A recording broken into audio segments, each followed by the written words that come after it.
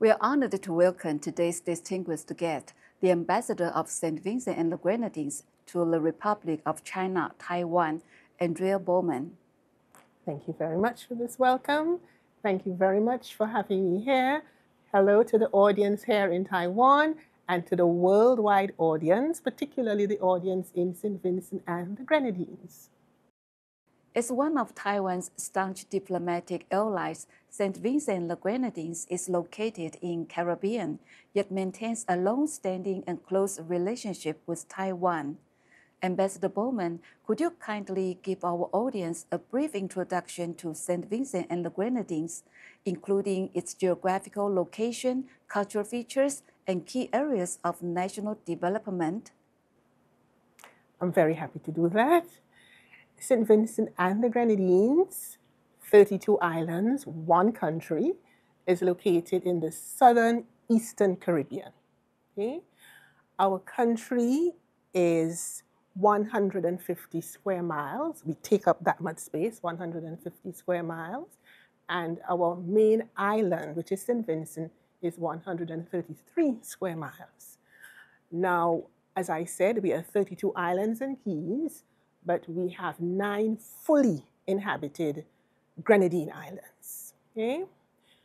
Our population is recorded as 110,000, but we have fewer people than that, fewer people than 110,000. We are predominantly of African descent. Okay, we have about 66% of our population is of African descent. And then after that, we have what we may refer to as mixed ethnicity. And we have people of East Indian descent, people of Portuguese descent, people of European descent, and of course, as I said before, we have Garifuna. All right? So we have a multi-ethnic society. Just like Taiwan. Yes. On our main island, St. Vincent, we have our capital city, Kingstown, and not Kingston, as in Jamaica. And our official language is Standard English, though our population, we speak Vincentian Creole English.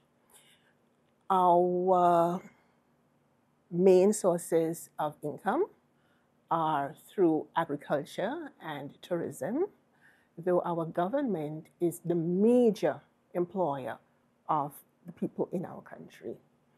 I just want to say that St. Vincent and the Grenadines, we have lush forest, lush vegetation, wonderful black and white sand beaches. We have the best waters in the Caribbean for diving and sailing. We have a tropical paradise. It's the Caribbean you're looking for. Ambassador Bowman, you were appointed as ambassador to the Republic of China, Taiwan from August 1st, 2019, while on August 8th, the Embassy of St. Vincent and the Grenadines was established in Taiwan. Could you kindly explain the importance of St. Vincent and the Grenadines opening an embassy in Taiwan? We opened our embassy here on the 8th of August, 2019. Now, the 8th of August is actually the birthday of our Prime Minister, Dr. the Honorable Ralph Gonsalves, and as you know, that is Father's Day here in Taiwan. Now, 2019 August, when we opened our embassy, we had just been elected to serve as a non-permanent member of the United Nations Security Council for 2 years. We had just been elected and we opened our embassy in Taiwan soon after that. Right away there, you recognize that our coming here at that time was a means of showing our commitment to Taiwan. It was a means of concretizing our relationship with Taiwan. At that time, we had had 38 years of diplomatic relations with Taiwan, but this was the first time we were coming here to open our embassy. And when we did come, our embassy was described as the missing link embassy because of all the other allies that Taiwan had at that time. ours was the only country that had not had an embassy here. So coming here to open our embassy, our first embassy in Asia, as a matter of fact, too, was a way of concretizing, as I said, that relationship. Now, since we have been here, our focus, our main focus, was to try to ensure that Taiwanese see, hear, and understand St. Vincent and the Grenadines, this country with which Taiwan has been allied now for this year is going to be 44 years. On March 14, St. Vincent and the Grenadines observed National Heroes Day, a solemn occasion that honors the nation's enduring struggle for freedom and the legacy of its heroes. To mark this important day, the embassy in Taiwan hosted a commemorative event on March 15, where Your Excellency was joined by approximately 60 students from across Taiwan in paying tribute to the nation's heroes. Your Excellency, could you share with us the significance of National Heroes Day and speak to the legacy of Joseph Chatoyer, an indigenous Garifuna chief, and his role in shaping the history of St. Vincent and Grenadines? Okay, it's National Heroes Day, H-E-R-O apostrophe S, because thus far we have one national hero, and that is Paramount Chief Joseph Chatoyer. Now, it's very important for us to understand why St. Vincent and the Grenadines only has one national hero and the role of this one national hero. Joseph Chatoyer, as you pointed out, Garifuna Chief, Paramount Chief Joseph Chatoyer, was the first person to lead the fight for the sovereignty and the independence of St. Vincent and the Grenadines, to lead the fight for our sovereignty and independence against, particularly at that stage, the English colonists. Okay? St. Vincent and the Grenadines was able to hold off the full impact of English colonization, and French to a lesser extent, English colonization, until the Europeans were able to ensure that Chatoyer died, and until the Europeans were able to exile the Garifuna people, which Chatoyer led, exile them to an island just off the coast of St. Vincent and the Grenadines, one of our islands, Baliso Island at the time. Now, this took place on the 14th of March. Sorry, the actual death of Chatoyer was on the 14th of March, 1795, which is why we celebrate our National Heroes Day on that date. And then the full exile of the Garifuna people from St. Vincent onto Baliso, that took place in about 1797 and so on. After the British were able to do this, then they were able to establish quite a slave economy, a full-fledged slave society in St. Vincent and the Grenadines, okay? So Chatoyer is revered and thanked for fighting for the sovereignty of St. Vincent and the Grenadines.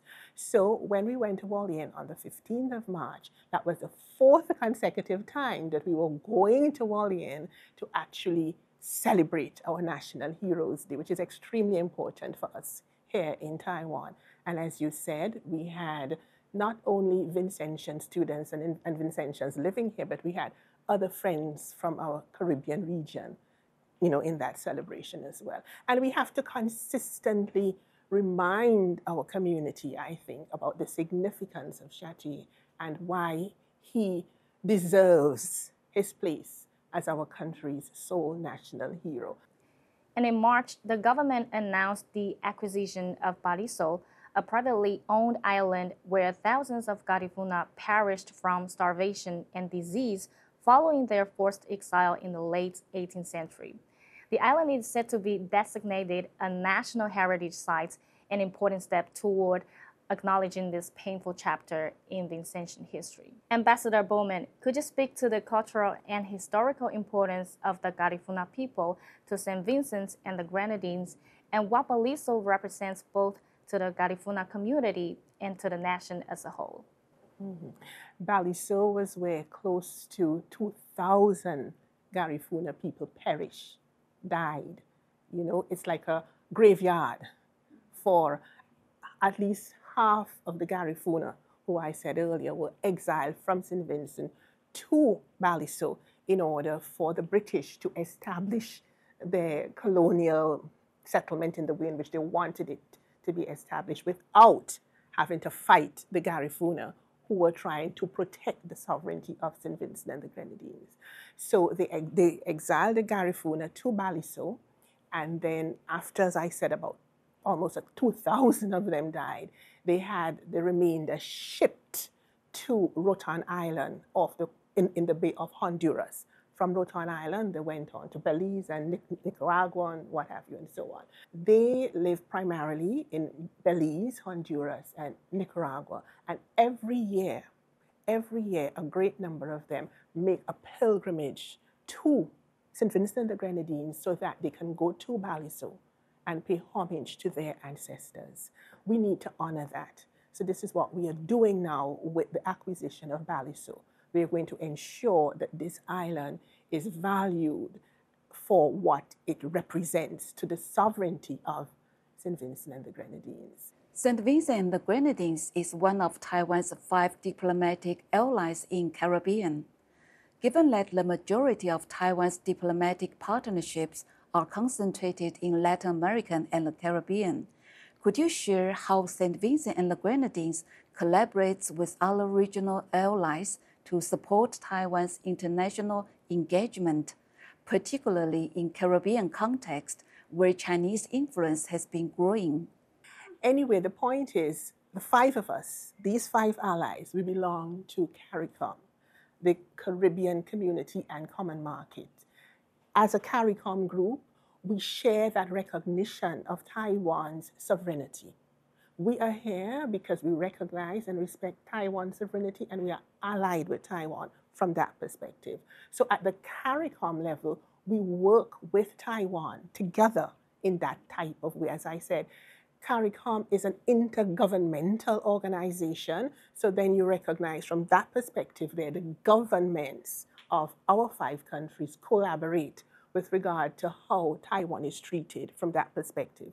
Now, these governments our governments all take that unified perspective on CARICOM, on Taiwan, to the United Nations, to international organizations, to the World Health Organization, to WHA, to the International Civil Aviation Organization. We take that perspective of Taiwan to these organizations, and we speak together for Taiwan's inclusion, for Taiwan's sovereignty, for recognizing that Taiwan is made up of 23 million people who deserve to be recognized for who they are in the international arena. Okay, so that is how we work together. We have a unified front on Taiwan.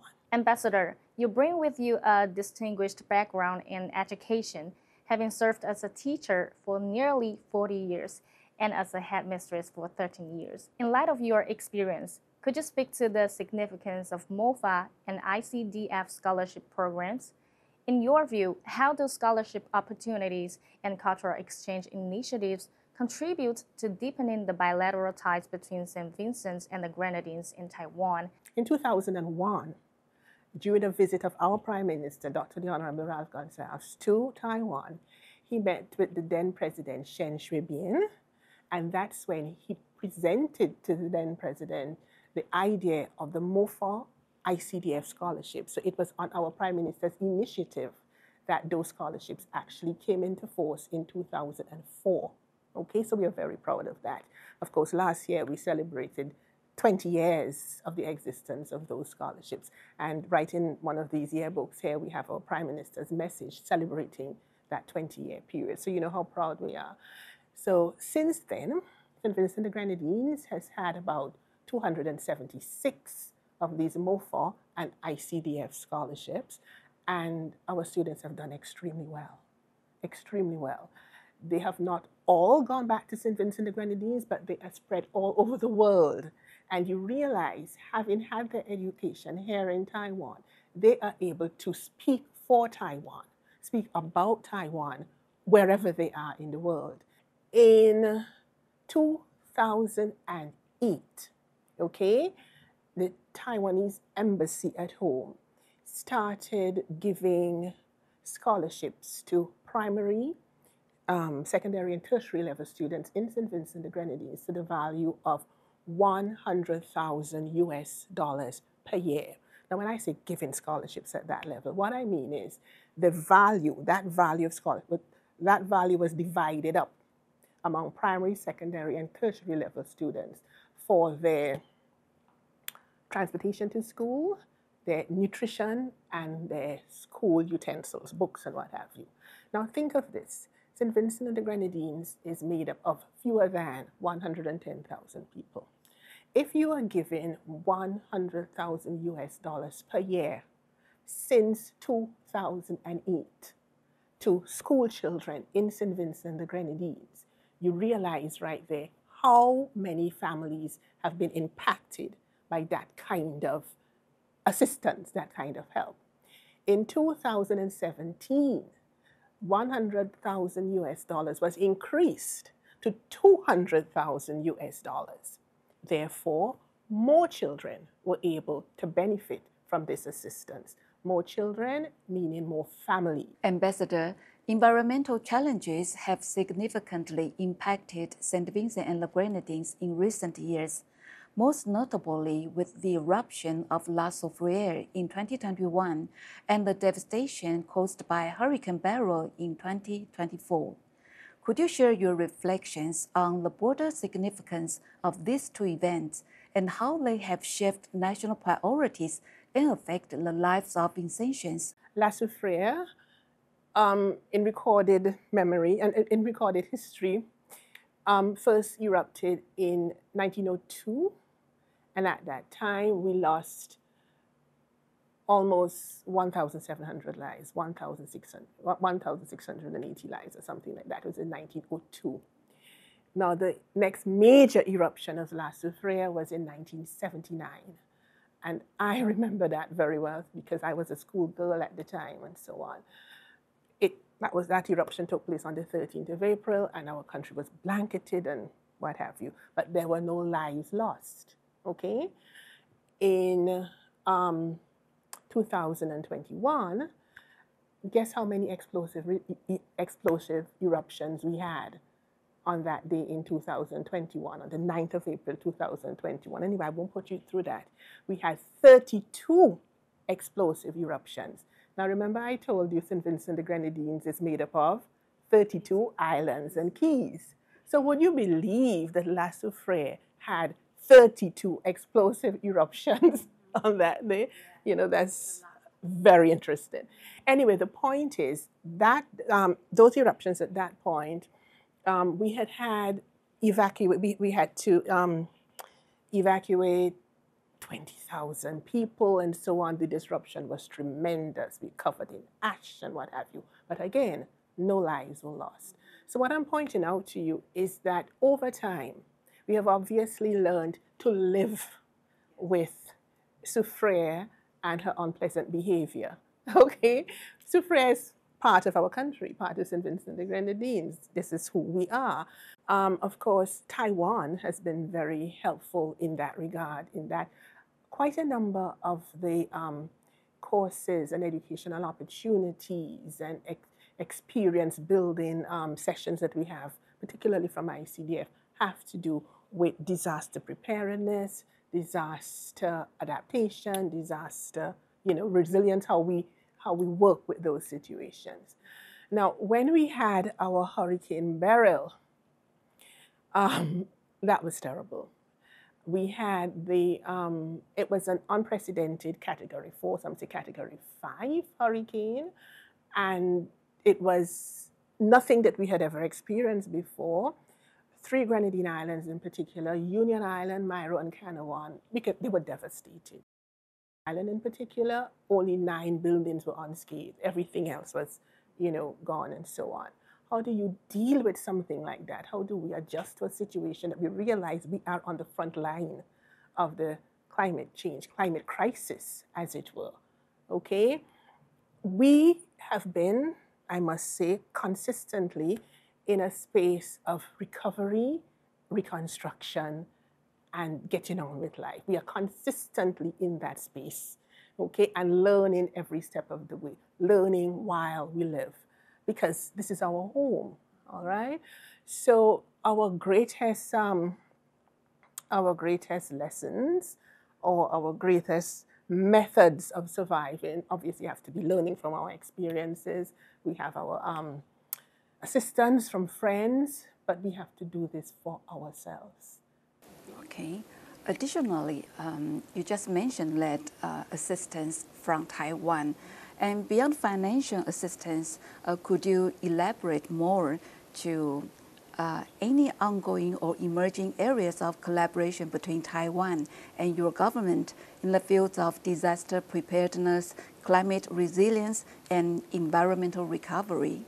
This is one of our biggest areas of collaboration with Taiwan, consistently so.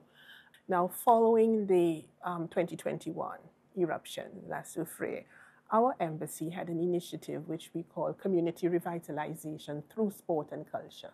Community Revitalization Through Sport and Culture. We launched an initiative here. And the thinking behind that initiative is that, look, these communities have been terribly disrupted, okay? But the communities have to rebuild. And they have to rebuild in a way where they recognize that the strength comes from within the community. What did we do here? We reached out to our Taiwanese friends, and we were able to receive donations of different means of community sporting and cultural things to promote cultural and community activity. How do St. Vincent's people think this kind of assistance from Taiwan? I can very confidently say Taiwan is known for this. Taiwan is known in St. Vincent and the Grenadines for this humanitarian outreach. Taiwan is known as a friend in St. Vincent and the Grenadines. For instance, I always draw reference to when we had our 4th yet anniversary of our bilateral relations between Taiwan and St. Vincent and the Grenadines. Our embassy had launched a competition. It was a logo and slogan competition to our entire to every Vincentian. It was launched online to every Vincentian, okay? And the young ladies, the 2 young ladies who actually won that competition had never even been to Taiwan. But they came up with the slogan, friendship, freedom, prosperity. They were 19, 20 at that time. But what? Why were they able to come up with this? Why were they able to present that? Because they had grown up with knowing the role of Taiwan, to knowing how Taiwan works with and for St. Vincent and the Grenadines. So that's, you see, is my little picture there of the logo that they came up with. And as I said, they've never been here, but they have lived with and grown up with Taiwan to the point where they're able to express it in that kind of way. So how do Vincentians feel about these contributions? Taiwan is our friend. Yeah. Thank you. And finally, Ambassador Bowman, as one of only 4 female ambassadors residing in Taiwan, alongside Ambassador Peets of Belize, Ambassador Catil of the Marshall Islands, and Ambassador Fafaye of Tuvalu, your leadership stands as an inspiring example. And how do you see the influence of women in diplomacy evolving, and what unique contributions do you believe female ambassadors bring to shaping international relations? You know, incidentally, there was a time when Taiwan had 15 diplomatic allies, and we had 15 ambassadors here. 9 of those ambassadors were female, you know. 9 were female at that time. This was up to about 2021. But in terms of leadership, I happen to be the Dean of the Diplomatic Corps only because I'm the ambassador who's been here for the longest time. Because those ambassadors whom you mentioned, those female ambassadors, they are significant leaders within their own right. I must say that with particular regard to St. Vincent and the Grenadines, our government has been particularly good at ensuring that we have diplomats and ambassadors at our permanent mission in New York, for example, and our mission to the OAS in Washington. Our mission in New York is our mission to the United Nations. Our mission in Washington is our mission to the Organization of American States. And we have female ambassadors in those roles. Particularly at our permanent mission in New York, we have a number of female diplomats.